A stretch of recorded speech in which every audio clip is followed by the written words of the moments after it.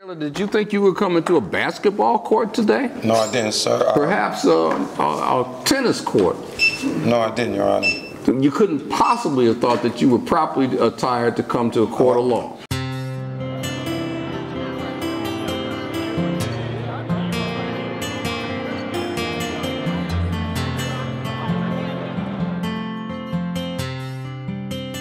But before the day arrived, I had tried to figure out what I was going to do for a robe, because I didn't own one, and I didn't know where to get one. And so what I ended up doing was going to the only place where I thought I might be able to lay hands on one, which was a costume shop over on Superior Avenue. Mr. Gresham, I was born at night, but it wasn't last night. This is your first appearance in front of me as a probation violator. If you come back in front of me as a probation violator, it's going to be a really short visit. It'll be take him to jail. You understand what I'm saying? Yes, sir. So, you know, when you come to court, you don't get to control much. So, as a matter of fact, about the only thing that you are able to control is how you present. I'm sitting here with the ability to send you to jail for the next 6 months of your life. Is that the best first impression that you think that you could make?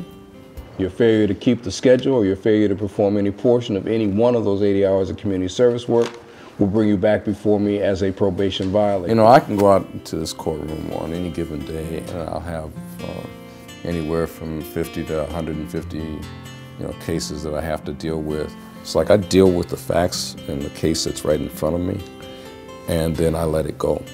Even things that are, more horrific, I tend to let them go.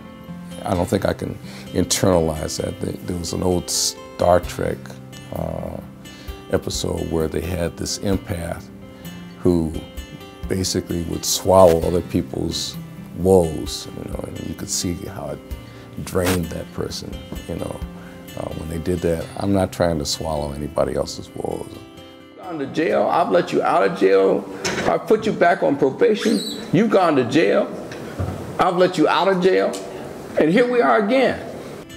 For me, fairness comes down to treating someone in the same way that I would hope that I would be treated if I were in their spot, and trying to discern to the best of my ability what it must be like to be where they are. I was at a young age when I got all of those driving under suspensions.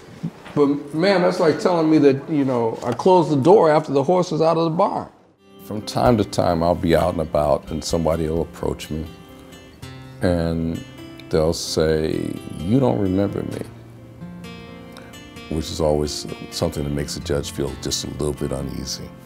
But fortunately, I've never had anybody go from there, "And you were an SOP, blah, blah, blah."